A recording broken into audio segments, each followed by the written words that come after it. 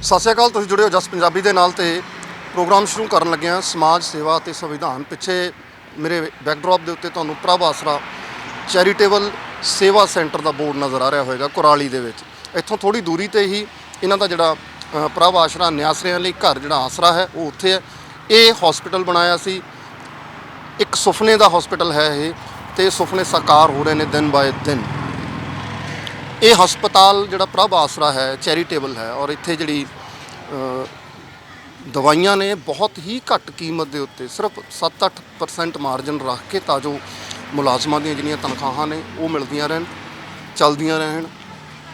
ਅਤੇ ਇੱਕ ਤਰ੍ਹਾਂ ਦੇ ਇਸ ਨੈਕਸਸ ਨੂੰ ਵੀ ਤੋੜਨ ਦੀ ਕੋਸ਼ਿਸ਼ ਕੀਤੀ ਜਾ ਰਹੀ ਹੈ ਕਿ ਜਿਹੜਾ ਦਵਾਈਆਂ ਦਾ ਬਹੁਤ ਵੱਡਾ ਨੈਕਸਸ ਤੁਹਾਨੂੰ ਸਾਰਿਆਂ ਨੂੰ ਪਤਾ ਹੈ, ਦਵਾਈਆਂ ਦੀ ਕੋਸਟ ਦੀ ਜਿਹੜਾ ਫਰਕ ਹੁੰਦਾ ਸਭ ਨੂੰ ਪਤਾ ਹੈ।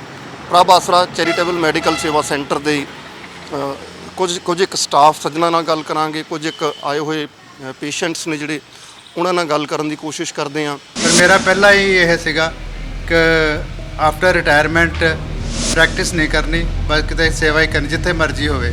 ਇਹ ਤਾਂ ਬਾਹਰ ਤੋਂ ਦਵਾਈਆਂ ਗਦਾਈ ਜਾਂਦੇ ਆ, 3 ਦਿਨ ਆਏ 4 ਦਿਨ ਆ ਜਾਓ। ਇਹਨਾਂ ਦੀ ਦਵਾਈ ਮਹਿੰਗੀ ਨਹੀਂ, ਸਸਤੀ ਹੈ, ਬਾਕੀ ਇਲਾਜ ਵੀ ਠੀਕ ਹੈ। ਹਾਂ ਵਧੀਆ। ਜਦੋਂ ਬਲੇਸਿੰਗਸ ਦੇ ਕੇ ਜਾਂਦੇ ਸਾਡੇ ਸਿਰ ਤੇ ਹੱਥ ਰੱਖ ਕੇ ਥੈਂਕ ਯੂ ਬੇਟਾ, ਉਹ ਸਭ ਤੋਂ ਕੀਮਤੀ ਚੀਜ਼ ਹੁੰਦੀ ਹੈ ਸਾਡੇ ਲਈ, ਤੇ ਅਸੀਂ ਉਸ ਚੀਜ਼ ਲਈ ਕੰਮ ਕਰਦੇ ਹਾਂ ਇੱਥੇ। ਡਾਕਟਰ ਧਰਮਪਾਲ ਜੀ ਨੇ ਸਾਡੇ ਨਾਲ, ਆਓ ਤੁਹਾਡੀ ਗੱਲਬਾਤ ਕਰਾਉਣਾ। MD PAD retired director health services Punjab, director health services Punjab ਨੇ, ਪਰ ਹੁਣ ਇੱਥੇ ਡਾਕਟਰ ਧਰਮਪਾਲ ਵਲੰਟਰੀ ਆਪਣੀਆਂ ਸਰਵਿਸਿਜ਼ ਦੇ ਰਹੀਆਂ ਨੇ। ਇੱਕ ਡਾਇਰੈਕਟਰ ਦੇ ਅਹੁਦੇ ਤੋਂ ਸੇਵਾ ਦੇ ਸੰਕਲਪ ਦੇ ਵਿੱਚ ਆਉਣਾ, ਕਿਉਂਕਿ ਮੈਡੀਕਲ ਜਿਹੜਾ ਕਿੱਤਾ ਹੈ ਜਾਂ ਖੇਤਰ ਹੈ, ਬੇਸਿਕਲੀ ਇਹ ਸੇਵਾ ਦੇ ਸੰਕਲਪ ਨਾਲ ਜੁੜਿਆ। ਉਹ ਦੂਸਰੀ ਗੱਲ ਹੈ ਕਿ ਅੱਜ ਉਹ ਸੇਵਾ ਨੇ ਰੂਪ ਕੁਝ ਹੋਰ ਲੈ ਲਿਆ। ਜਦੋਂ ਅਸੀਂ ਬਾਹਰ ਨਜ਼ਰ ਮਾਰਾਂਗੇ ਤਾਂ ਮੈਂ ਇੱਕ ਗੱਲ ਅਕਸਰ ਕਹਿੰਦਾ ਹੁੰਦਾ ਕਿ ਸਾਡੇ ਅੱਜ ਦੇ ਜਿਹੜੇ ਪ੍ਰਾਈਵੇਟ ਹਸਪਤਾਲ ਨੇ, ਉਹ ਹਸਪਤਾਲਾਂ ਨਾਲੋਂ ਹੋਟਲ ਵੱਧ ਲੱਗਦੇ ਆ। ਉੱਥੇ ਦੀਆਂ ਫੈਸਿਲਿਟੀਜ਼ ਤੁਸੀਂ ਦੇਖੋਗੇ ਤਾਂ ਤੁਹਾਨੂੰ ਉਹ 5 ਤਾਰਾ ਹੋਟਲਾਂ ਵਰਗਾ ਰੂਪ ਲੈ ਚੁੱਕੇ ਨੇ ਹਸਪਤਾਲ, ਹਾਲਾਂਕਿ ਉਹ ਸੰਕਲਪ ਹੈ ਸੇਵਾ ਦਾ। ਡਾਕਟਰ ਸਾਹਿਬ ਨਾਲ ਗੱਲ ਕਰਦੇ ਹਾਂ। ਡਾਕਟਰ ਸਾਹਿਬ ਨਮਸਕਾਰ ਜੀ। ਨਮਸਕਾਰ ਜੀ, ਨਮਸਕਾਰ। ਮੈਂ ਥੋੜ੍ਹਾ ਨੇੜੇ ਆ ਜਾ, ਤੁਹਾਡੇ ਗੱਲਬਾਤ ਕਰਨੀ ਸੌਖੀ ਰਹੇਗੀ ਆਪਾਂ ਨੂੰ। ਡਾਕਟਰ ਸਾਹਿਬ, ਕਦੋਂ ਤੋਂ ਜੁੜੇ ਹੋ ਤੁਸੀਂ ਇਸ ਸੰਸਥਾ ਨਾਲ ਜਾਂ ਇਸ ਹਸਪਤਾਲ ਨਾਲ? ਮੈਨੂੰ ਤਕਰੀਬਨ ਹੁਣ 2.5 ਸਾਲ ਹੋ ਚੱਲੇ ਹੋਣੇ। ਕਰੋਨਾ ਤੋਂ ਪਹਿਲਾਂ ਮੈਂ ਆਫਟਰ ਮਾਈ ਰਿਟਾਇਰਮੈਂਟ ਜੀ as director health services Punjab ਜੀ, ਉਸ ਤੋਂ ਬਾਅਦ ਇਹੀ ਸੀਗਾ ਵੀ ਕੁਝ ਸੇਵਾ ਹੀ ਕਰਨੀ ਹੈ। ਹੁਣ ਕੋਈ ਪ੍ਰੈਕਟਿਸ ਨਹੀਂ, ਕੁਝ ਨਹੀਂ। ਅਦਰਵਾਈਜ਼ ਮੈਂ ਚਾਈਲਡ ਸਪੈਸ਼ਲਿਸਟ MD ਪੀਡੀਆਟਿਕਸ, ਅਤੇ ਮੈਂ ਕਹਿ ਲਓ ਕਿ 92 ਤੋਂ ਬਾਅਦ ਮੈਂ ਤਕਰੀਬਨ ਇਹੀ ਆਪਣੀ ਸਪੈਸ਼ਲਾਈਜੇਸ਼ਨ ਦਾ ਹੀ ਕੰਮ ਕਰਦਾ ਰਿਹਾ। ਉਸ ਤੋਂ ਸਰਵਿਸ ਦੌਰਾਨ ਕਾਫੀ ਅਹੁਦਿਆਂ 'ਤੇ ਰਹੇ ਹਾਂ। ਹਾਂ, ਜਦੋਂ ਡਾਇਰੈਕਟਰ ਹੈਲਥ ਸਰਵਿਸਿਜ਼ ਰਹੇ। ਡਾਕਟਰ ਸਾਹਿਬ, ਇਹ ਕਿਵੇਂ ਆਇਆ ਮਨ 'ਚ ਕਿ ਉਸ ਲੈਵਲ ਤੋਂ ਸੇਵਾ ਦੇ ਸਿਧਾਂਤ 'ਤੇ? ਕੀ ਮੈਂ ਉਹ ਜਿਹੜੀ ਮੈਂ ਗੱਲ ਕਹੀ ਹੈ ਕਿ ਵੈਸੇ ਹੀ ਮੈਡੀਕਲ ਖੇਤਰ ਤਾਂ ਸੇਵਾ ਦੇ ਸਿਧਾਂਤ ਦੇ ਵਿੱਚ ਆਉਂਦਾ ਹੈ, ਪਰ ਅੱਜ ਕੱਲ੍ਹ ਸਾਰਾ ਕੁਝ ਬਦਲ ਗਿਆ। ਹਾਂ ਬਿਲਕੁਲ, ਤੁਹਾਡੀ ਗੱਲ ਬਿਲਕੁਲ 16 ਨੇ ਸਹੀ ਹੈ, ਪਰ ਮੇਰੀ ਆਪਣੀ ਸੋਚ ਜਿਹੜੀ ਹੈ ਉਹ ਸ਼ੁਰੂ ਤੋਂ ਇਹ ਰਹੀ ਹੈ। ਮੈਂ ਸਰਵਿਸ ਦੌਰਾਨ ਵੀ, ਬਾਕੀ ਤਾਂ ਜਿਹੜੇ ਮੇਰੇ ਕੋਲੀਗ ਹੈਗੇ ਜਿਨ੍ਹਾਂ ਨਾਲ ਮੈਂ ਕੰਮ ਕੀਤਾ ਉਹ ਬਿਹਤਰ ਦੱਸ ਸਕਦੇ ਮੈਂ ਆਪਣੇ ਮੂੰਹ, ਪਰ ਮੇਰਾ ਪਹਿਲਾਂ ਹੀ ਇਹ ਸੀਗਾ ਕਿ ਆਫਟਰ ਰਿਟਾਇਰਮੈਂਟ ਪ੍ਰੈਕਟਿਸ ਨਹੀਂ ਕਰਨੀ, ਬਸ ਕਿਤੇ ਸੇਵਾ ਹੀ ਕਰਨੀ ਜਿੱਥੇ ਮਰਜ਼ੀ ਹੋਵੇ। ਪਹਿਲਾਂ ਮੈਂ ਸਨੀ ਕਲੇਵ ਗੁਰਦੁਆਰਾ ਸਾਹਿਬ 'ਚ ਵੀ ਜਾਂਦਾ ਹੁੰਦਾ ਸੀਗਾ, ਉੱਥੇ ਵੀ 2 ਦਿਨ ਲਾਉਣੇ। ਪਰ ਉੱਥੇ ਫਿਰ ਕਹਿ ਲਓ ਜਦੋਂ ਤੁਸੀਂ ਨਵੀਂ ਜਗ੍ਹਾ 'ਤੇ ਆ ਕੇ ਕੋਈ ਵੀ ਕੰਮ ਸ਼ੁਰੂ ਕਰਦੇ ਹੋ ਤਾਂ ਲੋਕਾਂ ਨੂੰ ਪਤਾ ਵੀ ਨਹੀਂ ਹੁੰਦਾ, ਅਤੇ ਆਉਂਦੇ ਵੀ ਕੋਈ ਇੰਨੇ ਜ਼ਿਆਦਾ ਪੇਸ਼ੈਂਟ ਨਹੀਂ ਹੁੰਦੇ। ਇੱਥੇ ਹੁਣ ਕਿਉਂਕਿ ਕਾਫੀ ਸਮੇਂ ਤੋਂ ਜੁੜੇ ਆ, ਹੁਣ ਥੋੜ੍ਹਾ ਪਤਾ ਲੱਗਣਾ ਸ਼ੁਰੂ ਹੋਇਆ। ਹੁਣ ਪੇਸ਼ੈਂਟ ਆਉਂਦੇ ਆ, ਬੱਚੇ ਖਾਸ ਕਰ ਪੁੱਛ ਕੇ ਆਉਂਦੇ ਆ ਵੀ ਬੱਚਿਆਂ ਵਾਲੇ ਡਾਕਟਰ ਆਏ ਆ ਕਿ ਨਹੀਂ ਆਏ। ਅਤੇ ਮੈਂ ਹਫ਼ਤੇ 'ਚ 2 ਦਿਨ ਆਉਂਦਾ ਹੁੰਦਾ, ਸੋਮਵਾਰ ਵੀਰਵਾਰ, ਅਤੇ ਆਪਣੇ ਇੱਥੇ ਬਸ ਨਿਸ਼ਕਾਮ ਸੇਵਾ ਕਰਨ ਆਈ ਦੀ ਹੈ। ਡਾਕਟਰ ਸਾਹਿਬ, ਕਿੰਨਾ ਜ਼ਰੂਰੀ ਹੈ ਅੱਜ ਦੇ ਟਾਈਮ ਦੇ ਵਿੱਚ, ਜਿਸ ਇੰਨੀ ਤੇਜ਼ ਰਫ਼ਤਾਰ ਜ਼ਮਾਨੇ 'ਚ ਆਪਾਂ ਜੀ ਰਹੇ ਹਾਂ, ਸਾਡੇ ਲੋਕਾਂ ਦਾ ਜੀਵਨ ਪੱਧਰ ਉੱਪਰ ਹੋਣ ਦੀ ਥਾਂ ਨੀਵਾਂ ਹੋ ਰਿਹਾ ਬਹੁਤਿਆਂ ਦਾ। ਇਸ ਤਰ੍ਹਾਂ ਦੀਆਂ ਸੰਸਥਾਵਾਂ ਦਾ ਸਾਡੀ ਸੁਸਾਇਟੀ ਲਈ ਕੀ ਇੰਪੋਰਟੈਂਸ ਹੈ ਇਹਨਾਂ ਦੀ? ਦੇਖੋ ਜੀ, ਜਿਹੜੇ ਕਿ ਮੈਂ ਕਈ ਵਾਰੀ ਪਹਿਲਾਂ ਇੱਕ ਵਾਰੀ ਪੜ੍ਹਦਾ ਹੁੰਦਾ ਸੀ ਕਿ ਕੋਈ ਵੀ ਬੰਦਾ ਨਾ ਆਪਣੀ ਸਿਹਤ ਦੇ ਬਾਰੇ ਉਦੋਂ ਹੀ ਖਿਆਲ ਦਿੰਦਾ ਜਦੋਂ ਉਹ ਬਿਮਾਰ ਹੁੰਦਾ, ਜਿਹੜਾ ਕਿ ਉਸ ਤੋਂ ਪਹਿਲਾਂ ਖਿਆਲ ਦੇਣਾ ਚਾਹੀਦਾ। ਪਰ ਸਿਹਤ 'ਤੇ ਜਿਹੜਾ ਪੈਸਾ ਖਰਚ ਹੁੰਦਾ ਹੈ ਨਾ, ਉਹ ਬੰਦੇ ਨੂੰ ਚੁੱਭਦਾ ਬੜਾ ਆ, ਕਿਉਂਕਿ ਬਾਕੀ ਕੋਈ ਵੀ ਚੀਜ਼ ਅਸੀਂ ਪੈਸਾ ਦੇਖ ਕੇ ਕੋਈ ਚੀਜ਼ ਖਰੀਦਦੇ ਹਾਂ, ਸਾਨੂੰ ਲੱਗਦਾ ਕਿ ਸਾਨੂੰ ਅਸੀਂ ਕੋਈ ਗਿਫਟ ਖਰੀਦ ਲਈ ਜਾਂ ਕੋਈ ਮਠਿਆਈ, ਉਹ ਸਾਨੂੰ ਲੱਗਦਾ ਅਸੀਂ ਕੁਝ ਪ੍ਰਾਪਤ ਕਰ ਲਿਆ। ਪਰ ਜਿਹੜੇ ਸਿਹਤ ਦੇ ਪੈਸੇ, ਇਹ ਸਾਡੀ ਸਿਹਤ ਤਾਂ ਠੀਕ ਹੁੰਦੀ ਆ ਪਰ ਬੰਦੇ ਨੂੰ ਦਿਸਦੇ ਨਹੀਂ। ਇਸ ਕਰਕੇ ਉਹਨੂੰ ਚੁੱਭਦਾ ਬੜਾ। ਇਹ ਨੈਗੇਟਿਵ ਬਜਟ ਹੈਗਾ ਇੱਕ ਕਿਸਮ ਦਾ ਬੰਦੇ ਦਾ। ਤੋ ਅੱਜ ਕੱਲ੍ਹ ਦੇ ਜ਼ਮਾਨੇ ਦੇ ਵਿੱਚ ਚਲੋ ਅਸੀਂ ਤਾਂ ਹੁਣ ਰਿਟਾਇਰਮੈਂਟ ਤੇ ਪਰਮਾਤਮਾ ਸਾਨੂੰ ਪੈਨਸ਼ਨ ਵਗੈਰਾ ਮਿਲਦੀ ਆ। ਆਮ ਬੰਦੇ ਲਈ ਸਿਹਤ ਸੇਵਾਵਾਂ ਲੈਣੀਆਂ ਬਹੁਤ ਹੀ ਮੁਸ਼ਕਿਲ ਹੈ। ਸਰਕਾਰੀ ਸੇਵਾਵਾਂ ਜਿਹੜੀਆਂ ਹੈਗੀਆਂ ਸਿਰਫ ਉਹੀ ਹੈਗੇ ਜਿਹੜੇ ਕਿ ਫ੍ਰੀ ਸਰਵਿਸ ਦਿੰਦੇ ਆ। ਬਾਕੀ ਤਾਂ ਤੁਹਾਨੂੰ ਜਿੱਦਾਂ ਤੁਸੀਂ ਆਪ ਹੀ ਕਿਹਾ ਕਿ ਪ੍ਰਾਈਵੇਟ ਸੰਸਥਾਵਾਂ ਠੀਕ ਆ, ਉਹ ਸੇਵਾ ਉਹ ਕਰਦੇ ਆ ਆਪਣਾ ਕੰਮ, ਪਰ ਉੱਥੇ ਫਿਰ ਬੰਦਾ ਖਾਲੀ ਹੋ ਕੇ ਹੀ ਆਉਂਦਾ ਮੋਸਟਲੀ, ਜੋ ਵੀ ਤੁਸੀਂ ਇਲਾਜ ਕਰਾਉਣਾ ਹੋਵੇ। ਇਹ ਜਿਹੜਾ ਆ ਵੈਸੇ ਤਾਂ ਹਰੇਕ ਹੀ ਬੰਦੇ ਨੂੰ ਚਾਹੀਦਾ ਕਿ ਆਪਣੀ ਜ਼ਿੰਦਗੀ ਦਾ ਕੁਝ ਸਮਾਂ ਉਹ ਜਾਂ ਕੁਝ ਟਾਈਮ ਡੇਲੀ ਦਾ ਕੱਢ ਕੇ ਕਿਸੇ ਪਾਸੇ ਵੀ ਜਿੱਥੇ ਵੀ ਉਹਨੂੰ ਠੀਕ ਲੱਗਦਾ ਨਾ, ਜਿੱਥੇ ਉਹਨੂੰ ਸੰਤੁਸ਼ਟੀ ਮਿਲਦੀ ਉੱਥੇ ਸੇਵਾ ਭਾਵ ਦੇ ਨਾਲ ਜਾਵੇ ਬੰਦਾ, ਉਸ ਹਿਸਾਬ ਨਾਲ ਵਿਚਰੇ, ਆਪਣਾ ਕਰੇ ਕੰਮ। ਇਹ ਵੀ ਇਹਦਾ ਸੰਸਥਾ ਦਾ ਮੈਨੂੰ ਪਤਾ ਤਾਂ ਬੜੇ ਚਿਰ ਤੋਂ ਸੀਗਾ, ਜਦੋਂ ਮੈਂ ਸਰਵਿਸ ਦੇ ਵਿੱਚ ਹੀ ਸੀਗਾ। ਮੈਂ ਸੋਚਦਾ ਹੁੰਦਾ ਸੀ ਮੈਂ ਚਲੋ ਮੈਂ ਜਾਵਾਂਗਾ, ਪਰ ਫਿਰ ਵੀ ਆਉਂਦੇ ਆਉਂਦੇ ਮੈਂ ਸਾਲ ਲਗਾਤਾ। ਪਰ ਉਸ ਤੋਂ ਬਾਅਦ ਹੁਣ ਜ਼ਿਆਦਾ ਜੁੜਿਆ ਉੱਦਾਂ ਇਹੀ ਸੋਚੀਦਾ। ਹਾਂ ਹੁਣ ਤਾਂ ਕਿਉਂਕਿ 2.5 ਸਾਲ ਹੋ ਗਏ ਆ। ਹੁਣ ਬਸ ਜਦੋਂ ਮਰਜ਼ੀ, ਬਾਕੀ ਇਹ ਆ ਕਿ 2 ਦਿਨ ਤਾਂ ਮੰਨਦਾ, ਬਾਕੀ ਟੈਲੀਫੋਨ 'ਤੇ ਜਦੋਂ ਵੀ ਕਿਸੇ ਨੂੰ ਕੋਈ ਹੁੰਦੀ ਆ ਉਹ ਫੋਨ ਕਰਕੇ ਮੇਰੇ ਕੋਲ, ਹਾਂ ਬਕਾਇਦਾ ਰਾਤ ਨੂੰ ਦਿਨੇ ਜਦੋਂ ਮਰਜ਼ੀ ਉਹ ਜਿੰਨਾ ਕਿ ਵੀ ਪਤਾ ਹੈ ਆਪਣੇ ਹਿਸਾਬ ਨਾਲ ਦੱਸ ਦੇ। ਮੇਰਾ ਇੱਕ ਨਾ ਜਰਨਲ ਜਿਹਾ ਕੁਐਸਚਨ ਹੈ ਕਿ ਸਰਕਾਰਾਂ ਨੂੰ ਇੱਦਾਂ ਦੇ ਜਿਹੜੇ ਅਦਾਰੇ ਆ, ਉਹ ਚਾਹੇ ਆਸ਼ਰਮ ਦੇ ਰੂਪ ਦੇ ਵਿੱਚ ਉਧਰ ਜਿਹੜਾ ਆਪਣਾ ਬਿਰਧ ਆਸ਼ਰਮ ਚੱਲ ਰਿਹਾ, ਤੇ ਚਾਹੇ ਇੱਥੇ ਆਪਣੀ ਇਹ ਹਸਪੀਟਲ ਦੀ ਜਿਹੜੀ ਸੁਵਿਧਾ ਹੈ, ਸਰਕਾਰਾਂ ਨੂੰ ਇਹਨਾਂ ਵੱਲ ਕਿੰਨਾ ਕੁ ਧਿਆਨ ਦੇਣ ਦੀ ਲੋੜ ਹੈ, ਜਾਂ ਇਹਨਾਂ ਦੀ ਬਾਂਹ ਫੜਨ ਦੀ ਲੋੜ ਹੈ, ਇਹਨਾਂ ਦੀ ਹੈਲਪ ਕਰਨ ਦੀ ਲੋੜ ਹੈ? ਹਾਂ ਇਹ ਤਾਂ ਜ਼ਰੂਰ ਚਾਹੀਦਾ, ਕਿਉਂਕਿ ਵੈਸੇ ਤਾਂ ਇਹ ਸੰਸਥਾ ਵੀ ਜਿਹੜੀਆਂ ਚੱਲਦੀਆਂ ਜਨਤਾ ਦੇ ਪੈਸੇ 'ਤੇ ਹੀ ਚੱਲਦੀਆਂ ਸਾਰੀਆਂ, ਕਿਉਂਕਿ ਬੜੇ ਦਾਨੀ ਸੱਜਣ ਹੈਗੇ ਆ, ਬੇਅੰਤ ਬੰਦੇ ਕਰਦੇ ਆ ਸੇਵਾਵਾਂ। ਇਹ ਵੀ ਸਰਕਾਰਾਂ ਨੂੰ ਵੀ ਕਿਸੇ, ਹੁਣ ਜਿਹੜੇ ਸਾਡੇ ਇੱਥੇ ਵੀ ਆਉਂਦੇ ਆ, ਜਿੰਨੇ ਵੀ ਉਧਰਲੇ ਪਾਸੇ ਆਸ਼ਰਮ ਦੇ ਵਿੱਚ ਵੀ ਜਿਹੜੇ ਹੈਗੇ ਆ ਬੱਚੇ ਜਾਂ ਬਾਕੀ ਜਿਹੜੀਆਂ, ਉਹਨਾਂ ਨੂੰ ਸਰਕਾਰ ਨੂੰ ਤਾਂ ਇਹ ਚਾਹੀਦਾ ਕਿ ਇਹਨਾਂ ਨੂੰ ਕਿਸੇ ਤਰ੍ਹਾਂ ਦੀ ਸਿਹਤ, ਜਿੱਦਾਂ ਇਹ ਤਾਂ ਆਪਣੇ ਤੌਰ 'ਤੇ ਕਰ ਰਹੇ ਆ, ਕੋਈ ਟੈਕਨੀਕਲ ਜਾਂ ਕੋਈ ਸਾਇੰਟੀਫਿਕਲੀ ਜਿਹੜੀਆਂ ਚੀਜ਼ਾਂ ਹੈਗੀਆਂ ਉਹ ਸਰਕਾਰ ਨੂੰ ਜ਼ਰੂਰ ਇੱਥੇ ਪ੍ਰੋਵਾਈਡ ਕਰਨੀਆਂ ਚਾਹੀਦੀਆਂ। ਪਲੱਸ ਜਿਹੜੇ ਇੱਥੇ ਇਨਮੇਟਸ ਜਿਹੜੇ ਠੀਕ ਹੋ ਰਹੇ ਆ, ਜਿਹੜੇ ਕੁਝ ਕਰਨ ਜੋਗੇ ਆ, ਕਿਉਂਕਿ ਉਹਨਾਂ ਨੂੰ ਸਿਖਲਾਈ ਦਾ ਕੋਈ ਪ੍ਰਬੰਧ ਹੋਣਾ ਚਾਹੀਦਾ ਇੱਦਾਂ ਦਾ, ਜਿਹੜਾ ਕਿ ਰੀਹੈਬਿਲਿਟੇਸ਼ਨ ਜ਼ਰੂਰੀ ਹੈਗੀ ਆ।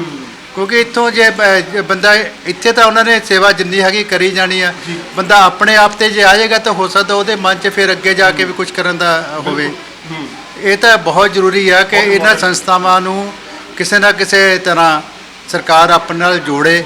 ਇਹ ਨਹੀਂ ਆ ਕਿ ਇਹਨਾਂ ਨੂੰ ਟੇਕ ਓਵਰ ਕਰਨਾ, ਇਹਨਾਂ ਨੂੰ ਜੋੜ ਕੇ ਇਹਨਾਂ ਨੂੰ ਕਿਸੇ ਵੀ ਲੈਵਲ 'ਤੇ ਇੱਥੇ ਦੇ ਜਿਹੜੇ ਬਸਿੰਦੇ ਹੈਗੇ, ਜਿਹੜੇ ਰਹਿਣ ਵਾਲੇ ਹੈਗੇ ਆ, ਉਹਨਾਂ ਨੂੰ ਕੋਈ ਨਾ ਕੋਈ ਸਿਖਲਾਈ ਦਿੱਤੀ ਜਾਵੇ। ਜਿੱਦਾਂ ਹੁਣ ਵੀ ਜਿਹੜੇ ਛੋਟੇ ਬੱਚੇ, ਜਿਹੜੀਆਂ ਲੇਡੀਜ਼ ਹੈਗੀਆਂ, ਉਹ ਆਪਣੇ ਪੱਧਰ 'ਤੇ ਥੋੜ੍ਹਾ ਬਣਾਉਂਦੇ ਆ ਉੱਥੇ, ਪਰ ਉਹਨੂੰ ਹੋਰ ਵੀ ਜ਼ਿਆਦਾ ਅਸੀਂ ਵਧਾ ਸਕਦੇ ਹਾਂ ਉਸ ਕੰਮ ਨੂੰ, ਤਾਂ ਕਿ ਉਹ ਸੋਸਾਇਟੀ ਦੇ ਵੀ ਕੰਮ ਆ ਸਕੇ। ਉਹ ਸੋਸਾਇਟੀ ਦੇ ਵੀ ਕੰਮ, ਔਰ ਮੇਰੇ ਖਿਆਲ 'ਚ ਸੈਲਫ ਡਿਪੈਂਡੈਂਟ ਵੀ ਹੋਣਗੇ। ਸੈਲਫ ਉਹ ਤਾਂ ਹੈ ਹੀ ਆ ਜੀ, ਉਹਦੇ ਨਾਲ ਹੀ ਬੰਦੇ ਦਾ ਸੈਲਫ ਕੌਨਫੀਡੈਂਸ ਵਧੇਗਾ।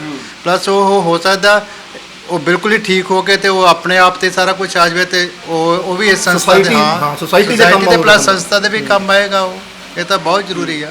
ਉੱਥੇ ਬੱਚੇ ਕਈ ਜਿਹੜੇ ਹੁਣ +2 ਵਗੈਰਾ 'ਚ ਪੜ੍ਹਦੇ ਆ, ਸਾਇੰਸ ਰੱਖੀ ਹੋਈ ਆ ਕਈਆਂ ਨੇ, ਕਈ ਇਸ ਸੰਸਥਾ ਦੇ ਬੱਚੇ ਜਿਹੜੇ ਪੜ੍ਹ ਕੇ ਪਾਸ ਆਊਟ ਹੋ ਕੇ ਅਗਲੇ ਆਪਣੀਆਂ ਥੋੜ੍ਹਾ ਉਹਨਾਂ ਦੀ ਨੌਕਰੀਆਂ 'ਚ ਵੀ ਗਏ ਆ। ਇਹ ਤਾਂ ਇਹਨਾਂ ਦਾ ਕਹਿ ਲਓ ਕਿ ਸੇਵਾ ਭਾਵ ਦੇ ਨਾਲ ਕਿਸੇ ਦੀ ਜ਼ਿੰਦਗੀਆਂ ਸੁਧਾਰ ਰਹੇ ਆ ਇਹ। ਹੋਰ ਨਹੀਂ ਤਾਂ ਸੁਸਾਇਟੀ ਨੇ ਤਾਂ ਇਹਨਾਂ ਨੂੰ ਕੱਢਿਆ ਹੋਇਆ ਸੀਗਾ। ਬਿਲਕੁਲ ਸੁਸਾਇਟੀ ਨੇ ਤਾਂ ਇਹ ਜਿੰਨੇ ਵੀ ਇੱਥੇ ਦੇ ਹੈਗੇ ਇਹਨਾਂ ਸਾਰਿਆਂ ਨੂੰ, ਹੁਣ ਇੱਕ 15 ਦਿਨ ਹੋਏ ਆ, ਇੱਕ ਬੱਚੀ ਮੈਨੂੰ ਇੱਥੇ ਵੈਸੇ ਉੱਧਰੋਂ ਜਿਹੜਾ ਵੀ ਕੋਈ ਬੱਚਾ ਆਉਂਦਾ ਆ ਉਹਨੂੰ ਪਹਿਲਾਂ ਚੈੱਕਅਪ ਕਰਕੇ ਅਸੀਂ ਰੱਖੀਦਾ ਆ। ਹੁਣ ਮੈਂ ਇਹ ਭੈਣ ਜੀ ਨਾਲ ਗੱਲ ਕਰ ਰਿਹਾ ਸੀ, ਆਪਾਂ ਉਹਨਾਂ ਦੇ ਸਾਰੇ ਪਹਿਲਾਂ ਇੱਕੋ ਵਾਰੀ ਸਾਰੇ ਟੈਸਟ ਕਰਾ ਦਿਆ ਕਰੀਏ ਤਾਂ ਕਿ ਪਤਾ ਲੱਗੇ ਇਹਨੂੰ ਕੋਈ ਪ੍ਰੋਬਲਮ ਤਾਂ ਨਹੀਂ ਹੈ। ਉਹਨਾਂ ਦੀ ਸਾਰੀ ਆਪਣੇ ਕੋਲ ਡਿਟੇਲ ਆ ਜਾਇਆ ਕਰੇ। ਉਹ ਵੀ ਅਸੀਂ ਕਰਦੇ ਤਾਂ ਹੈਗੇ। ਹੁਣ ਹੋਰ ਅਸੀਂ ਇੱਕ ਬਣਾ ਕੇ ਪਰਫਾਰਮੈਂਸ ਆ ਉਹਦੇ ਵੀ ਕਰਾਵਾਂਗੇ। ਉਹ ਬੱਚੀ ਇੰਨੀ ਪਿਆਰੀ ਬੱਚੀ ਆ, ਉਹ 9 ਸਾਲ ਦੀ ਬੱਚੀ ਮੇਰੇ ਖਿਆਲ ਹੋਈ ਆ। ਤੇ ਉਹ ਜਿੱਦਣ ਮੈਨੂੰ ਦਿਖਾਉਣ ਆਈ ਤੇ ਮੈਂ ਆਪਣੇ ਘਰ ਜਾ ਕੇ ਆਪਣੀ ਫੈਮਿਲੀ ਨੂੰ ਦੱਸਿਆ, ਮੈਂ ਕਿ ਪੇਰੈਂਟਸ ਇੱਦਾਂ ਦੇ ਵੀ ਹੈਗੇ ਆ। ਉਹਨਾਂ ਨੂੰ ਇਹ ਲੱਗਿਆ ਕਿ ਬੱਚੀ ਮੰਦਬੁੱਧੀ ਆ ਤੇ ਉਹਨੂੰ ਛੱਡਤਾ। ਤੇ ਇਹ ਜਿਹੜੀ ਆ ਇਹ ਤਾਂ ਪਰਮਾਤਮਾ ਦੇ ਹੱਥ ਆ, ਕਿਸੇ ਨੂੰ ਕਿਸੇ ਵੇਲੇ ਵੀ ਕੁਝ ਕਰ ਸਕਦਾ ਆ। ਬੁੱਢੇ ਬਾਰੇ ਵੀ ਜੇ ਕਿਸੇ ਨੂੰ ਕੁਝ ਹੋ ਜਾਵੇ, ਕਿਸੇ ਨੂੰ ਇਹ ਤਾਂ ਚੀਜ਼ਾਂ ਹੈ ਹੀ ਨਹੀਂ ਆ। ਜੇ ਤੁਸੀਂ 9 ਸਾਲ ਕਿਸੇ ਨੂੰ ਆਪਣੇ ਪਤਾ ਨਹੀਂ ਉਹਨਾਂ ਦੇ ਹੁਣ ਪੇਰੈਂਟ ਦਾ ਵੀ ਕਿੰਨਾ ਕੁ ਜੇਕਰ ਕੀ ਹਾਲਾਤ ਹੋਣਗੇ, ਮੈਂ ਵੀ ਇਹ ਕਹਿਣਾ ਨਹੀਂ ਚਾਹੀਦਾ, ਪਰ ਦੁੱਖ ਲੱਗਦਾ ਜਦੋਂ ਇਦਾਂ ਦਾ ਕਿਸੇ ਨੂੰ ਦੇ but this is reality, this is truth. ਹੈ ਤਾਂ ਰਿਐਲਿਟੀ ਹੈ, ਪਰ ਚੰਗੀ ਰਿਐਲਿਟੀ ਨਹੀਂ ਹੈ। ਚੰਗੀ ਰਿਐਲਿਟੀ ਨਹੀਂ ਸਾਨੂੰ ਹੈ ਤਾਂ ਰਿਐਲਿਟੀ ਹੈ, ਸੋਸਾਇਟੀ ਨੂੰ ਬਦਲਣ ਵਾਸਤੇ ਨਾ ਹਾਂ, ਸਾਨੂੰ ਚੰਗੀ ਰਿਐਲਿਟੀ ਨਹੀਂ ਹੈ। ਉਹ ਜਿੱਦਾਂ ਬਾਣੀ 'ਚ ਵੀ ਆਉਂਦਾ ਕਿ ਤੇਰਾ ਭਾਣਾ ਮਿੱਠਾ ਲਾਗੇ, ਉਹ ਪਤਾ ਨਹੀਂ ਕਿਹੜੀ ਆਤਮਾਵਾਂ ਹੈਗੀਆਂ ਜਿਹੜੀਆਂ ਉਸ ਵਿਚਾਰ ਦੇ ਨਾਲ ਵਿਚਰਦੀਆਂ। ਅਦਰਵਾਈਜ਼ ਤਾਂ ਸਾਰਿਆਂ ਨੂੰ ਲੱਗਦਾ ਕਿ ਮੈਨੂੰ ਜੋ ਕਿ ਠੀਕ ਲੱਗਦਾ ਉਹੀ ਆ। ਜੀ ਬਿਲਕੁਲ, ਬੜੀ ਇੰਪੋਰਟੈਂਟ ਗੱਲ ਕਹੀ ਡਾਕਟਰ ਸਾਹਿਬ ਨੇ। ਬਹੁਤ ਸ਼ੁਕਰੀਆ ਡਾਕਟਰ ਸਾਹਿਬ ਗੱਲਬਾਤ ਕਰਨ ਦੇ ਲਈ। ਪ੍ਰਭ ਆਸਰਾ ਸੰਸਥਾ ਦੇ ਵਿੱਚ ਡਾਕਟਰ ਬਿਸਮਾਦ ਕੌਰ BDS MDS ਦੰਦਾਂ ਦੇ ਡਾਕਟਰ ਨੇ, ਡੈਂਟਿਸਟ ਨੇ। ਆਓ ਤੁਹਾਡੀ ਗੱਲਬਾਤ ਕਰਾਉਂਦੇ ਹਾਂ, ਤੁਹਾਨੂੰ ਡਿਪਾਰਟਮੈਂਟ ਵੀ ਦਿਖਾਉਣਾ ਮੈਂ। ਜਿਹੜੀ ਗੱਲ ਮੈਂ ਵਾਰ-ਵਾਰ ਕਹਿ ਰਿਹਾ ਕਿ ਸੰਸਥਾ ਬੇਸ਼ੱਕ ਚੈਰੀਟੇਬਲ ਹੈ, ਤੁਹਾਡੇ ਸਾਰਿਆਂ ਦੇ ਸਹਿਯੋਗ ਨਾਲ ਚੱਲਦੀ ਹੈ, ਬਟ ਆਓ ਹੈਵ ਅ ਲੁੱਕ। ਸਾਡਾ ਜਿਹੜਾ ਡੈਂਟਿਸਟ ਵਿਭਾਗ ਹੈ, ਡਿਪਾਰਟਮੈਂਟ ਹੈ, ਸਾਡੀਆਂ ਮਸ਼ੀਨਾਂ ਦੀ ਵਰਕਿੰਗ ਦੇਖੋ। ਮੈਂ ਕੈਮਰਾ ਸੇਵਕੀ ਬਲਜੀਤ ਜੀ ਨੂੰ ਕਹਾਂਗਾ ਕਿ ਲਾਗੇ ਹੋ ਕੇ ਸਾਰੀਆਂ ਮਸ਼ੀਨਾਂ ਦਿਖਾਈਆਂ ਜਾਣ। ਉਹ ਨਵੀਆਂ ਮਸ਼ੀਨਾਂ ਆਈਆਂ ਨੇ ਕਿ ਲੈਵਲ ਆਫ ਪ੍ਰੈਜੈਂਟੇਸ਼ਨ ਕਿਵੇਂ ਹੁੰਦੀ ਹੈ, ਉਹ ਸਾਰੀਆਂ ਚੀਜ਼ਾਂ ਬਹੁਤ ਇੰਪੋਰਟੈਂਟ ਹੁੰਦੀਆਂ ਨੇ। ਬਾਈ ਜੀ ਸਤਿ ਸ਼੍ਰੀ ਅਕਾਲ। ਸਤਿ ਸ਼੍ਰੀ ਅਕਾਲ ਕੀ ਜੀ। ਨਾਮ ਬਾਈ ਜੀ ਦਾ? ਮੰਗਤ ਖਾਨੇ। ਕੀ ਪਰੇਸ਼ਾਨੀ ਆਈ ਬਾਈ? ਮੇਰੇ ਦੰਦਾਂ 'ਚ ਦਰਦ ਜੀ ਬਹੁਤ, ਉਹ ਮਤਲਬ ਅੰਦਰ ਕਨੈਕਸ਼ਨ ਜਿਹਾ ਕਟਾਇਆ ਜੀ। ਪਹਿਲੀ ਵਾਰੀ ਆਏ ਹੋ ਜਾਂ ਨਹੀਂ, ਪਹਿਲਾਂ ਵੀ ਆ ਰਹੇ ਹੋ ਚੁੱਕੀਆਂ ਸੀ? ਹਾਂ ਜੀ, ਹਾਂ ਜੀ। ਤੇ ਭਾਜੀ ਇਹ ਦੱਸੋ ਵੀ ਕਿਵੇਂ ਇੱਥੋਂ ਦਾ ਇਲਾਜ ਔਰ ਕਿਵੇਂ ਲੱਗਿਆ ਸਾਰਾ ਕੁਝ? ਬਹੁਤ ਵਧੀਆ ਲੱਗਿਆ ਜੀ ਇਸ ਨੂੰ। ਹਾਂ ਜੀ, ਹਾਂ। ਮਹਿੰਗਾ ਹੋਊਗਾ ਕੋਈ? ਨਹੀਂ, ਮਹਿੰਗਾ ਮੁੰਗਾ ਕੁਛ ਨਹੀਂ ਹੈ ਜੀ। ਨਹੀਂ ਤਾਂ ਬਾਹਰ ਤਾਂ ਦਵਾਈਆਂ ਦਈ ਜਾਂਦੇ ਆ, 3 ਦਿਨ ਆਏ 4 ਦਿਨ ਆ ਜਾਓ। ਇਹਨਾਂ ਦੀ ਦਵਾਈ ਮਹਿੰਗੀ ਨਹੀਂ, ਸਸਤੀ ਹੈ, ਬਾਕੀ ਇਲਾਜ ਵੀ ਠੀਕ ਹੈ। ਹਾਂ, ਵਧੀਆ ਜੀ। ਸੱਚਾਈ ਨੇ ਆਪਣੇ ਆਪ ਹੀ ਮੂੰਹ ਬੋਲ ਪੈਣਾ ਹੁੰਦਾ। ਇਹ ਸੱਚੀ ਗੱਲ ਹੈ ਕਿ ਇੱਥੇ ਦਵਾਈਆਂ ਬਹੁਤ ਲੋ ਕਾਸਟ ਦੇ ਉੱਤੇ ਦਿੱਤੀਆਂ ਜਾ ਰਹੀਆਂ ਨੇ, ਔਰ ਮੈਂ ਡਿਪਾਰਟਮੈਂਟ ਇਸੇ ਕਰਕੇ ਦਿਖਾਉਣ ਲਈ ਲਿਆਇਆ ਸੀ ਤੁਹਾਨੂੰ। ਡਾਕਟਰ ਬਿਸਮਾਦ ਸਾਡੇ ਨਾਲ ਨੇ, ਹੈੱਡ ਆਫ ਦੀ ਡਿਪਾਰਟਮੈਂਟ ਨੇ ਉਹ ਡੈਂਟਿਸਟ ਵਿਭਾਗ ਦੇ। ਡਾਕਟਰ ਸਾਹਿਬ, ਵੈਸੇ ਤੁਸੀਂ ਪ੍ਰਾਈਵੇਟ ਹਸਪੀਟਲ ਦੇ ਵਿੱਚ ਵੀ ਸਰਵਿਸ ਕਰ ਸਕਦੇ ਹੋ ਜਾਂ ਕਰਦੇ ਹੋਵੋਗੇ ਪ੍ਰੈਕਟਿਸ, ਇੱਥੇ ਆ ਕੇ ਕਿੱਦਾਂ ਲੱਗਦਾ ਹੈ? ਇੱਥੇ ਆ ਕੇ ਬਹੁਤ ਚੰਗਾ ਲੱਗਦਾ ਹੈ ਕਿ ਹਾਂਜੀ ਸਾਨੂੰ ਵੀ ਆਪਣੀਆਂ ਸਰਵਿਸਿਜ਼ ਦੇਣੀਆਂ ਚਾਹੀਦੀਆਂ ਹੈਗੀਆਂ ਕਿ ਜਿਹੜੇ ਬਹੁਤ ਕੋਈ ਵੈਲ ਆਫ ਨਹੀਂ ਹੈਗੇ ਪੇਸ਼ੈਂਟਸ ਅਤੇ ਜਿਹੜੇ ਨਹੀਂ ਅਫੋਰਡ ਕਰ ਸਕਦੇ ਚੰਗੇ ਟਰੀਟਮੈਂਟਸ, ਤਾਂ ਮੈਨੂੰ ਲੱਗਦਾ ਕਿ ਹਰ ਵਰਗ ਨੂੰ ਟਰੀਟਮੈਂਟ ਮਿਲਣਾ ਚਾਹੀਦਾ ਹੈਗਾ। ਤਾਂ ਅਸੀਂ ਆਪਣਾ ਪੂਰਾ ਜ਼ੋਰ ਲਗਾਉਂਦੇ ਹਾਂ, ਵੀ ਟਰਾਈ ਆਰ ਬੈਸਟ ਕਿ ਚੰਗਾ ਟਰੀਟਮੈਂਟ ਦਈਏ, ਚੰਗੇ ਮਟੀਰੀਅਲ ਲਗਾਈਏ। ਸ਼ਮਸ਼ੇਰ ਜੀ ਦੇ ਸਤਵੀਰ ਜੀ ਡਾਇਰੈਕਟਰ ਸਾਹਿਬ ਹੈਗੇ ਆ, ਉਹਨਾਂ ਦਾ ਇਸ ਚੀਜ਼ 'ਤੇ ਬਹੁਤ ਮਤਲਬ ਕਹਿ ਲਓ ਫੋਕਸ ਹੁੰਦਾ ਹੈਗਾ ਕਿ ਤੁਸੀਂ ਮਟੀਰੀਅਲ ਚੰਗੇ ਯੂਜ਼ ਕਰਨੇ ਆ, ਚੰਗੇ ਟਰੀਟਮੈਂਟ ਦੇਣੇ ਆ। ਅਤੇ ਅਸੀਂ ਵੀ ਆਪਣੇ ਵੱਲੋਂ ਇਹੀ ਕੋਸ਼ਿਸ਼ ਕਰਦੇ ਕਿ ਚੰਗੇ ਤੋਂ ਚੰਗਾ ਟਰੀਟਮੈਂਟ, ਵਧੀਆ ਤੋਂ ਵਧੀਆ ਆਪਾਂ ਟਰੀਟਮੈਂਟ ਪੇਸ਼ੈਂਟ ਨੂੰ ਦੇ ਸਕੀਏ। ਇੱਕ ਸਭ ਤੋਂ ਮੈਨੂੰ ਲੱਗਦਾ ਪਿਆਰਾ ਪਲ ਉਹ ਹੁੰਦਾ ਜਦੋਂ ਆਪਣੀ ਕੀਤੀ ਹੋਈ ਮਿਹਨਤ ਦੀ ਵੈਲਿਊ ਪੈਂਦੀ ਹੈ, ਯਾਨੀ ਕਿ ਜਿਹੜੇ ਪੇਸ਼ੈਂਟ ਸਾਡੇ ਕੋਲੇ ਕਈ ਸਿਟਿੰਗਸ ਲੈ ਕੇ ਠੀਕ ਹੋ ਕੇ ਜਾਂਦੇ ਨੇ, ਉਦੋਂ ਉਹਨਾਂ ਦਾ ਜਿਹੜਾ ਡਾਇਲੋਗ ਹੁੰਦਾ ਤੁਹਾਡੇ ਲਈ ਉਹ ਕਿੰਨਾ ਇੰਪੋਰਟੈਂਟ? ਬਿਲਕੁਲ, ਉਹ ਤਾਂ ਸਭ ਤੋਂ ਕੀਮਤੀ ਕਹਿ ਲਓ ਜਾਂ ਪ੍ਰੈਸ਼ੀਅਸ ਮੂਮੈਂਟ ਹੁੰਦਾ ਹੈ। ਸਾਨੂੰ ਪਤਾ ਕਿ ਜਿਹੜੇ ਪੇਸ਼ੈਂਟ ਇੱਥੇ ਆ ਰਹੇ ਹੈਗੇ ਉਹ ਅਫੋਰਡ ਨਹੀਂ ਕਰ ਸਕਦੇ, ਦੇ ਆਰ ਨਾਟ ਪੇਇੰਗ ਅਸ, ਬਹੁਤ ਜ਼ਿਆਦਾ ਇੱਦਾਂ ਪੇ ਨਹੀਂ ਕਰਦੇ ਪਏ, ਪਰ ਜਦੋਂ ਬਲੈਸਿੰਗਸ ਦੇ ਕੇ ਜਾਂਦੇ ਸਾਡੇ ਸਿਰ 'ਤੇ ਹੱਥ ਰੱਖ ਕੇ ਥੈਂਕ ਯੂ ਬੇਟਾ, ਹੈ ਨਾ, ਕਿ ਮੈਨੂੰ ਬਹੁਤ ਚੰਗਾ ਲੱਗਾ ਜਾਂ ਜੋ ਵੀ ਹੈਗਾ, ਉਹ ਸਭ ਤੋਂ ਕੀਮਤੀ ਚੀਜ਼ ਹੁੰਦੀ ਹੈ ਸਾਡੇ ਲਈ, ਅਤੇ ਅਸੀਂ ਉਸ ਚੀਜ਼ ਲਈ ਕੰਮ ਕਰਦੇ ਹਾਂ ਇੱਥੇ। Thank you very much doctor Bismad ਗੱਲ ਕਰਨ ਦੇ ਲਈ। ਬਟ ਸੱਚੀ ਗੱਲ ਹੈ ਕਿ ਬੇਸ਼ੱਕ ਅਸੀਂ ਇੱਥੇ ਸੇਵਾ ਭਾਵ ਨਾਲ ਡਾਕਟਰ ਸਾਹਿਬ ਵੀ ਆਪਣੀ ਡਿਊਟੀ ਕਰ ਰਹੇ ਨੇ ਅਤੇ ਬਾਕੀ ਸਾਰਾ ਸਟਾਫ ਵੀ ਆਪਣੀ ਡਿਊਟੀ ਕਰ ਰਿਹਾ, ਬਟ ਉਹ ਮੂਵਮੈਂਟ ਬਹੁਤ ਇੰਪੋਰਟੈਂਟ ਹੁੰਦੀ ਹੈ ਜਦੋਂ ਜਾਂਦਾ ਹੋਇਆ ਪੇਸ਼ੈਂਟ ਠੀਕ ਹੋਣ ਤੋਂ ਬਾਅਦ ਕਹਿ ਕੇ ਜਾਂਦਾ ਕਿ ਸਾਨੂੰ ਬਹੁਤ ਅੱਛਾ ਲੱਗਿਆ ਤੁਹਾਡੇ ਨਾਲ ਟਰੀਟਮੈਂਟ ਕਰਵਾ ਕੇ, ਜਾਂ ਤੁਹਾਡੀ ਮਿਹਨਤ ਦਾ ਜਦੋਂ ਸਹੀ ਮੁੱਲ ਪੈਂਦਾ। ਪ੍ਰਭ ਆਸਰਾ ਚੈਰੀਟੇਬਲ ਸੇਵਾ ਸੈਂਟਰ ਦੀਆਂ ਹੋਰ ਤਸਵੀਰਾਂ ਤੁਹਾਡੇ ਨਾਲ ਲਗਾਤਾਰ ਸਾਂਝੀਆਂ ਕਰਦਾ ਰਹਾਂਗਾ। मैं तो अकेला ही निकला सा जानिबे मंजिल, लोग मिलते गए और कारवां बनता गया। प्रभ आसरा संस्था ਦੇ ਵੋਲੰਟੀਅਰ ਚਾਂਦ ਰਾਣਾ ਜੀ ਸਾਡੇ ਨਾਲ ਨੇ, ਰਿਟਾਇਰਡ SDO ਨੇ, ਇਸ ਪਰਿਵਾਰ ਦਾ ਸੰਸਥਾ ਦਾ ਹਿੱਸਾ ਬਣੇ ਨੇ। ਰਾਣਾ ਜੀ ਸਵਾਗਤ ਹੈ। ਸਤਿ ਸ੍ਰੀ ਅਕਾਲ, ਬਹੁਤ ਬਹੁਤ ਧੰਨਵਾਦ। ਮੈਂ ਚਾਂਦ ਰਾਣਾ SDO ਰਿਟਾਇਰਡ ਚੰਡੀਗੜ੍ਹ ਤੋਂ। ਅਤੇ ਇਹ ਇੱਕ ਹਸਪੀਟਲ ਨਹੀਂ, ਸਾਡੇ ਸਾਰੇ ਏਰੀਆ ਵਾਸਤੇ ਇੱਕ ਵਰਦਾਨ ਹੈ। 24 ਘੰਟੇ ਖੁੱਲ੍ਹਾ ਹੈ ਅਤੇ ਜਦੋਂ ਮਰਜ਼ੀ ਕੋਈ ਗਰੀਬ ਤੋਂ ਗਰੀਬ ਆ ਜਾਏ ਉਹਦੀ ਮਦਦ ਵੀ ਕੀਤੀ ਜਾਂਦੀ ਹੈ, ਮੈਡੀਸਨ ਦੇ ਨਾਲ ਜਾਂ ਹੋਰ ਕੋਈ ਮਾਈਨਰ ਉਹਨੂੰ ਕੋਈ ਆਪਰੇਸ਼ਨ ਦੀ ਲੋੜ ਹੈ ਹਰ ਕਿਸਮ ਦੀ ਇੱਥੇ ਮੁਹੱਈਆ ਕਰਵਾਈ ਜਾਂਦੀ ਹੈ। ਅਸੀਂ ਬਹੁਤ ਧੰਨਵਾਦੀ ਹਾਂ ਸ਼ਮਸ਼ੇਰ ਸਿੰਘ ਜੀ ਜਿਨ੍ਹਾਂ ਸਾਡੇ ਇਲਾਕੇ ਵਾਸਤੇ ਐਡਾ ਕੁਝ ਕੀਤਾ। ਅਸੀਂ ਤਾਂ ਚਾਹੁੰਦੇ ਪਰਮਾਤਮਾ ਇਹਨਾਂ ਦੀ ਉਮਰ ਲੰਬੀ ਕਰੇ। ਰਾਣਾ ਜੀ ਇਹ ਔਖਾ ਬਹੁਤ ਹੈ ਇੰਨਾ ਕੁਝ ਚਲਾਉਣਾ, ਕੋਈ ਸੇਵਾ ਕਰਨੀ, ਪਰ ਫਿਰ ਵੀ ਲੱਗੇ ਹੋਏ ਨੇ। ਨੋ ਡਾਊਟ ਇਹ ਆਸਾਨ ਕੰਮ ਨਹੀਂ ਹੈ, ਬਹੁਤ ਹੀ ਟਫ ਹੈ। ਤੇ ਚਾਹੇ ਅਸੀਂ OT ਵਾਲੇ ਪੱਖੋਂ ਦੇਖੀਏ, OPD ਨੂੰ ਸੰਭਾਲਣਾ ਦੇਖੀਏ, ਜਾਂ ਡਾਕਟਰਸ ਦਾ ਮੈਨੇਜ ਕਰਨਾ, ਜਾਂ ਉਹਨਾਂ ਦਾ ਆਉਣਾ ਜਾਣਾ ਦੇਖੀਏ, ਤੇ ਇਹ ਕੋਈ ਟੀਡੀਅਸ ਜੌਬ ਹੈ। ਪਰ ਜੇ ਕਹਿੰਦੇ ਜੇ ਨੀਅਤ ਸਾਫ਼ ਹੋਵੇ ਤੇ ਸਭ ਕੁਝ ਅੱਗੇ ਰਸਤੇ ਆਪਣੇ ਆਪ ਖੁੱਲ੍ਹਦੇ ਜਾਂਦੇ ਨੇ। ਤੇ ਅਸੀਂ ਬਹੁਤ ਸ਼ੁਕਰੀਆ ਕਰਦੇ ਹਾਂ ਵੀਰ ਜੀ ਦਾ, ਸ਼ਮਸ਼ੇਰ ਜੀ ਦਾ। Thank you Rana ji, thank you ਗੱਲਬਾਤ ਕਰਨ ਦੇ ਲਈ। ਤੁਹਾਨੂੰ ਹੋਰ ਤਸਵੀਰਾਂ ਵੀ ਦਿਖਾਉਣ ਦੀ ਕੋਸ਼ਿਸ਼ ਕਰਦੇ ਹਾਂ ਤਾਂ ਕਿ ਤੁਹਾਨੂੰ ਪਤਾ ਲੱਗ ਸਕੇ ਕਿ ਸੰਸਥਾ ਕਿੰਨੀ ਮਿਹਨਤ ਨਾਲ ਕਿੰਨਾ ਸਾਰਾ ਕੰਮ ਕਰਨ ਦੀ ਕੋਸ਼ਿਸ਼ ਕਰ ਰਹੀ ਹੈ। ਫਿਜ਼ੀਓਥੈਰੇਪੀ ਦਾ ਬੋਰਡ ਨਜ਼ਰ ਆ ਰਿਹਾ ਤੁਹਾਨੂੰ, ਡਾਕਟਰ ਕੀਰਤੀ ਗੁਲੇਰੀਆ ਫਿਜ਼ੀਓਥੈਰੇਪਿਸਟ। ਆਓ ਡਾਕਟਰ ਸਾਹਿਬ ਨਾਲ ਗੱਲਬਾਤ ਕਰਾਉਂਦੇ ਹਾਂ। ਤੁਹਾਨੂੰ ਯਾਦ ਹੋਏਗਾ ਕਿ ਮੈਂ ਇੱਕ ਪੇਸ਼ੈਂਟ ਨਾਲ ਆਪਾਂ ਤੁਹਾਡੀ ਗੁਫ਼ਤਗੂ ਕਰਵਾਈ ਸੀ। ਉਹ ਪੇਸ਼ੈਂਟ ਫਿਜ਼ੀਓ ਦੇ ਪੇਸ਼ੈਂਟ ਸੀ ਜਿਨ੍ਹਾਂ ਦੀ ਲੱਤ ਦੀ ਬਾਂਹ ਦੀ ਪ੍ਰੋਬਲਮ ਸੀ। ਉਹਨਾਂ ਦੀ ਬਾਂਹ ਸੁੰਨ ਹੋਣੀ ਸ਼ੁਰੂ ਹੋ ਗਈ ਸੀ ਤੇ ਉਹਨਾਂ ਨੇ ਕਿਹਾ ਕਿ ਪਿਛਲੇ 6-7 ਮਹੀਨੇ ਤੋਂ ਲਗਾਤਾਰ ਵਿਜ਼ਿਟ ਕਰ ਰਹੇ ਨੇ ਪ੍ਰਭ ਆਸਰਾ ਦੇ ਵਿੱਚ ਤੇ ਬਹੁਤ ਅੱਛਾ ਲੱਗਿਆ ਉਹਨਾਂ ਨੂੰ। ਉਹਨਾਂ ਦਾ ਟ੍ਰੀਟਮੈਂਟ ਠੀਕ ਹੋ ਰਹੇ ਨੇ, ਉਹ ਚੱਲਣ ਲੱਗ ਪਏ ਨੇ, ਉਹ ਖੁਸ਼ੀ ਦੀ ਗੱਲ ਹੈ। ਡਾਕਟਰ ਸਾਹਿਬ ਤੁਹਾਡੀ ਮਿਹਨਤ ਰੰਗ ਲਈ ਮੈਨੂੰ ਪਹਿਲਾਂ ਹੀ ਪੇਸ਼ੈਂਟ ਬਾਹਰ ਮਿਲਿਆ, ਕਿਵੇਂ ਲੱਗਦਾ ਹੈ? ਸਰ ਬਹੁਤ ਵਧੀਆ ਲੱਗਦਾ ਹੈ ਜਦੋਂ ਪੋਜ਼ਿਟਿਵ ਰਿਸਪੌਂਸ ਆਉਂਦਾ ਹੈ, ਵਧੀਆ ਹੀ ਲੱਗਦਾ ਹੈ ਸਰ। ਹਾਂਜੀ ਤੇ ਇੱਥੇ ਸਰਵਿਸਿਜ਼ ਦੇ ਕੇ ਇੱਥੇ ਸੇਵਾ ਕਰਕੇ ਕਿਵੇਂ ਲੱਗਦਾ? ਮੈਂ ਤੈਨੂੰ ਸੇਵਾ ਹੀ ਕਹਾਂਗਾ ਕਿ ਬੜੇ ਨੋਮੀਨਲ ਜੇ ਚਾਰजेस ਦੇ ਉੱਤੇ ਤੁਸੀਂ ਸਾਰੇ ਕੰਮ ਕਰਦੇ। ਸਰ ਤਾਂ ਐਕਚੁਅਲੀ ਮੈਂ ਤਾਂ ਸੰਸਥਾ ਨਾਲ 3 ਸਾਲ ਤੋਂ ਮੈਂ ਫਿਜ਼ੀਓਥੈਰੇਪਿਸਟ ਮਤਲਬ ਇੱਥੇ ਹੀ ਆ। ਹਾਂਜੀ, ਤਾਂ ਮੈਂ ਜਿਹੜੀ ਵੀ ਮੈਂ ਸਕਿੱਲਸ ਹੈਗੀਆਂ ਸਾਰੀਆਂ ਪੋਲਿਸ਼ ਮੈਂ ਸਾਰੀ ਇੱਥੇ ਹੀ ਸਭ ਕੁਝ, ਤੇ ਜਿੰਨਾ ਵੀ ਸਪੋਰਟ ਹੁੰਦਾ ਹੈ ਅਗਰ ਮੈਂ ਕਹਾਂ ਮੈਨੂੰ ਇਹ ਚੀਜ਼ ਚਾਹੀਦੀ ਹੈ ਨਾਲ ਦੇ ਨਾਲ ਸਾਨੂੰ ਉਹ ਚੀਜ਼ ਪ੍ਰੋਵਾਈਡ ਹੁੰਦੀ ਹੈ, ਸਭ ਕੁਝ ਹੈ ਨਾ। ਉਹਦੇ ਕਰਕੇ ਫਿਰ ਆਪਾਂ ਟ੍ਰੀਟਮੈਂਟ 'ਚ ਹੈਲਪ ਕਰ ਪਾਉਂਦੇ ਹਾਂ ਪੇਸ਼ੈਂਟ ਜੀ ਬਿਲਕੁਲ ਜੀ। ਹਾਂਜੀ, ਤੇ ਕਿੱਦਾਂ ਦਾ ਐਕਸਪੀਰੀਅੰਸ ਰਿਹਾ 3 ਸਾਲਾਂ ਦੇ ਵਿੱਚ? ਤੁਸੀਂ ਕਿਸੇ ਹੋਰ ਵੀ ਜੌਬ ਕਰ ਸਕਦੇ ਹੋ, ਅੱਛੇ ਮਤਲਬ ਪੈਸੇ ਮਿਲ ਸਕਦੇ ਨੇ ਤੁਹਾਨੂੰ, ਵਧੀਆ ਕਮਾਈ ਕਰ ਸਕਦੇ ਹੋ। 3 ਸਾਲ 'ਚ ਡਾਕਟਰ ਕੀਰਤੀ ਗੁਲੇਰੀਆ ਨੂੰ ਇਹ ਸੰਕਲਪ ਕਿਵੇਂ ਲੱਗਿਆ, ਸੇਵਾ ਦਾ ਸੰਕਲਪ ਜਿਹੜੀ ਇਹਨਾਂ ਨੇ ਲਈ ਹੋਈ ਹੈ ਆਪਣੇ ਹਿੱਸੇ ਤੇ? You are the part of that family. Sir ਬਹੁਤ ਵਧੀਆ ਲੱਗਿਆ। ਮਤਲਬ ਸਿਰਫ ਪੈਸੇ ਕਮਾਣਾ ਹੀ ਨਹੀਂ ਸਭ ਕੁਝ ਹੁੰਦਾ ਹੈ, ਤੇ ਨਹੀਂ ਐਸਾ ਵੀ ਨਹੀਂ ਹੈ ਕਿ ਪੈਸੇ ਨਹੀਂ ਵੀ ਕਮਾਇਆ, ਜਿਹੜਾ ਜਿੰਨਾ ਕਿ ਸਾਨੂੰ ਚਾਹੀਦਾ ਹੁੰਦਾ ਸਭ ਕੁਝ ਸਾਨੂੰ ਇਧਰੋਂ ਮਿਲ ਜਾਂਦਾ ਹੈ, ਨਾਲੇ ਪਿਆਰ ਵੀ ਸਾਰਾ ਮਿਲਦਾ ਹੈ ਨਾ। ਤਾਂ ਉਹ ਜ਼ਿਆਦਾ ਚੀਜ਼ ਹੈ ਨਾ। ਸਾਰੇ ਲੋਕੀ ਸਾਨੂੰ ਉਸ ਤਰੀਕੇ ਨਾਲ ਇੱਥੇ ਵੀ ਜਿਹੜੇ ਆਉਂਦੇ ਆ ਬਾਹਰੋਂ ਵੀ, ਅੰਦਰ ਤਾਂ ਚਲੋ ਬਹੁਤ ਜ਼ਿਆਦਾ ਹੀ ਪਿਆਰ ਹੈ, ਉੱਥੇ ਤਾਂ ਸਾਰੇ ਬੱਚੇ ਵੀ ਹੈ ਨਾ, ਤੇ ਇੱਥੇ ਵੀ ਜਿਹੜੇ ਆਉਂਦੇ ਆ ਉਹ ਉਸ ਤਰੀਕੇ ਨਾਲ ਸਾਨੂੰ ਪਿਆਰ ਦਿੰਦੇ ਕਿ ਸਾਨੂੰ ਚਾਹੀਦਾ ਨਹੀਂ ਹੈ ਨਾ। ਔਰ ਪੈਸੇ ਵੀ ਐਸਾ ਨਹੀਂ ਹੈ ਕਿ ਪੈਸੇ ਨਹੀਂ ਮਿਲਦੇ, ਪੈਸੇ ਵੀ ਸਭ ਕੁਝ ਹੋ ਜਾਂਦਾ ਹੈ ਅਰੇਂਜ। ਜਦੋਂ ਆਪਾਂ ਸੋਚਿਆ ਹੋਇਆ ਨਾ ਕਿ ਆਪਾਂ ਨੇ ਕਰਨਾ ਹੈ ਕੁਝ ਸੇਵਾ ਕਰਨੀ ਹੈ ਤਾਂ ਉਹ ਮੇਵਾ ਤਾਂ ਮਿਲਦਾ ਹੀ ਹੈ ਤੁਹਾਨੂੰ, ਹੈ ਨਾ। ਹਾਂਜੀ, ਥੈਂਕ ਯੂ ਵੈਰੀ ਮੱਚ ਗੱਲ ਕਰਨ ਲਈ ਮੈਮ। ਤੇ ਤੁਹਾਨੂੰ ਮੈਂ ਹੋਰ ਡਿਪਾਰਟਮੈਂਟ ਵੀ ਦਿਖਾਵਾਂਗਾ, ਪ੍ਰਭ ਆਸਰਾ ਸੰਸਥਾ, ਔਰ ਕੁਝ ਇੱਕ ਪੇਸ਼ੈਂਟਸ ਨਾਲ ਵੀ ਤੁਹਾਡੀ ਗੱਲਬਾਤ ਜਿਹੜੀ ਗੁਫ਼ਤਗੂ ਆ ਉਹ ਕਰਵਾਉਂਦੇ ਆ। ਆਜੋ ਸੰਸਥਾ ਦੇ ਉੱਤੇ ਕੁਝ ਹੋਰ ਝਾਤ ਮਾਰਦੇ ਹਾਂ, ਕੁਝ ਹੋਰ ਨਜ਼ਰ ਮਾਰਦੇ। ਸਤਿ ਸ਼੍ਰੀ ਅਕਾਲ ਮਾਤਾ ਜੀ, ਕੀ ਨਾਮ ਹੈ ਜੀ ਤੁਹਾਡਾ? ਮੇਰਾ ਨਾਮ ਕ੍ਰਿਸ਼ਨਾ ਕੁਮਾਰੀ। ਕ੍ਰਿਸ਼ਨਾ ਕੁਮਾਰੀ ਜੀ, ਕੀ ਹੋਇਆ? ਮੈਨੂੰ ਹਫਤੇ 10 ਦਿਨ ਤੋਂ ਬਹੁਤ ਜ਼ਿਆਦਾ ਬੁਖਾਰ ਆ ਰਿਹਾ ਸੀ। ਇੰਨਾ ਕੰਬੇ ਨਾਲ 105 ਤੱਕ ਚਲ ਜਾਂਦਾ ਸੀ।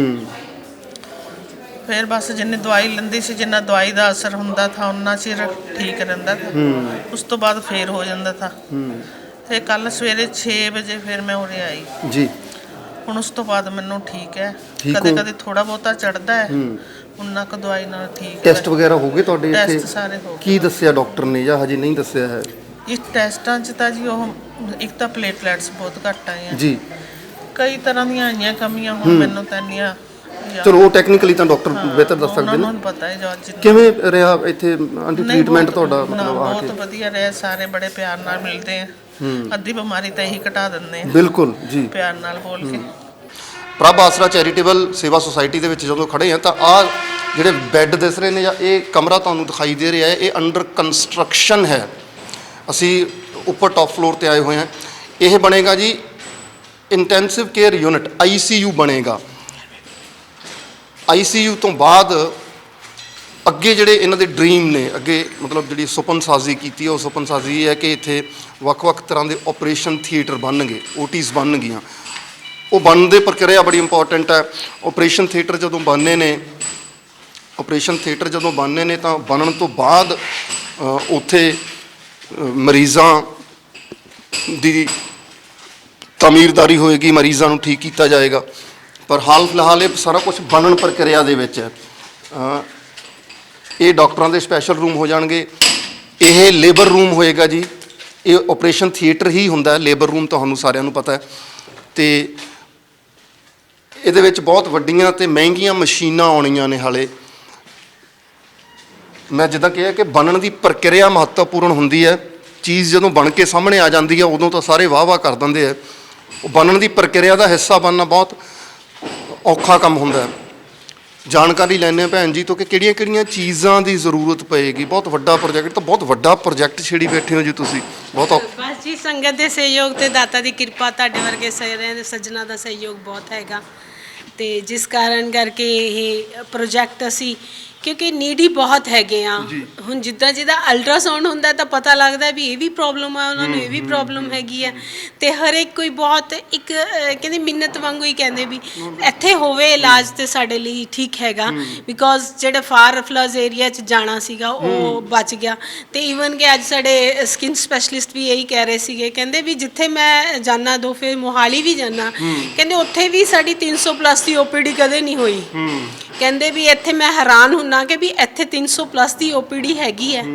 ਤੇ ਬਿਕੋਜ਼ ਪਬਲਿਕ ਨੂੰ ਇੱਕ ਤਾਂ ਫੇਥ ਹੈਗਾ, ਇੱਕ ਉਹਨਾਂ ਨੂੰ ਲੱਗਦਾ ਹੈ ਕਿ ਵੀ ਨੇੜੇ ਦੇ ਏਰੀਏ ਵਿੱਚ ਸਾਨੂੰ ਹੋਰ ਵੀ ਵੱਧ ਫੈਸਿਲਿਟੀਜ਼ ਮਿਲ ਰਹੀਆਂ। ਤੇ ਈਵਨ ਕਿ ਹੁਣ ਫਾਰ ਫਲੰਜ ਏਰੀਆਜ਼ ਤੋਂ ਲੁਧਿਆਣੇ ਤੋਂ ਵੀ ਪੇਸ਼ੈਂਟਸ ਆ ਰਹੇ ਆ, ਬਨੂੜ ਤੋਂ, ਰਾਜਪੁਰੇ ਤੋਂ, ਈਵਨ ਕਿ ਅੰਬਾਲੇ ਤੋਂ ਵੀ ਕਈ ਪੇਸ਼ੈਂਟ ਆਏ ਆ ਤੇ ਇਧਰੋਂ ਜਲੰਧਰ ਤੋਂ ਵੀ। ਹਾਂਜੀ, ਕਾਫੀ ਫਾਰ ਫਲੰਜ ਏਰੀਆਜ਼ ਤੋਂ ਉਹਨਾਂ ਨੂੰ, ਬਿਕੋਜ਼ ਉਹਨਾਂ ਨੂੰ ਲੱਗ ਰਿਹਾ ਹੈ ਕਿ ਇੱਥੇ ਰਿਕਵਰੀ ਅੱਛੀ ਹੈਗੀ ਹੈ ਤੇ ਉਹ ਦੂਰ ਤੋਂ ਆ ਕੇ ਸਾਡੇ ਸੁਪਰ ਸਪੈਸ਼ਲਿਸਟ ਡਾਕਟਰਸ ਦਾ ਲਾਹਾ ਲੈਂਦੇ। ਇੱਥੇ ਤੁਸੀਂ ਦੱਸ ਰਹੇ ਸੀ ਇਹ ਆਰਥੋ OT ਬਣਨਾ ਜੀ। ਆਰਥੋ OT ਬਣਾਉਣ ਜਾ ਰਹੇ ਇਸ ਸਾਈਡ ਤੇ ਇੱਧਰ ਸਾਡੀ ਗਾਇਨੀ ਐਂਡ ਲੇਬਰ OT ਬਣੇਗੀ।